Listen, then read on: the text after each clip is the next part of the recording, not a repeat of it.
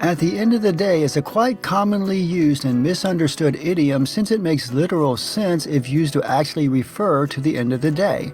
When used as an idiom, it has a similar meaning to the idiom when all is said and done.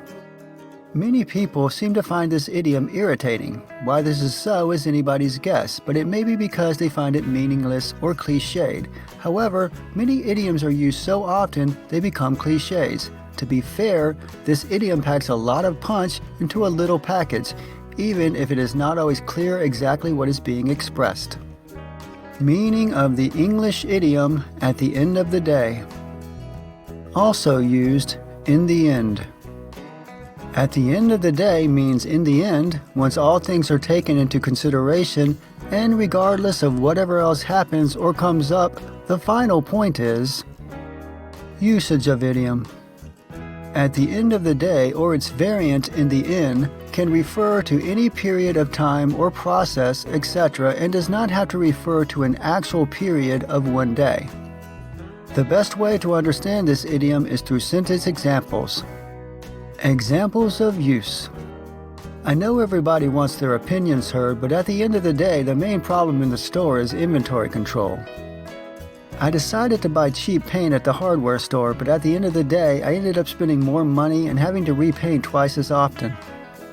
Franz was struggling to make a living with his art. He sold very few paintings. Still, at the end of the day, he was an artist, and it was the art that drove him. Origin of idiom. It is very difficult to trace the earliest figurative use of this phrase since it is so commonly used to refer literally to the end of the day. Brian Ashcroft in Jargonaut Express managed to uncover a very early and seemingly figurative use from the late 1800s in an autobiography of biologist Thomas Henry Huxley. The last thing that it would be proper for me to do would be to speak of the work of my life or to say at the end of the day whether I think I have earned my wages or not.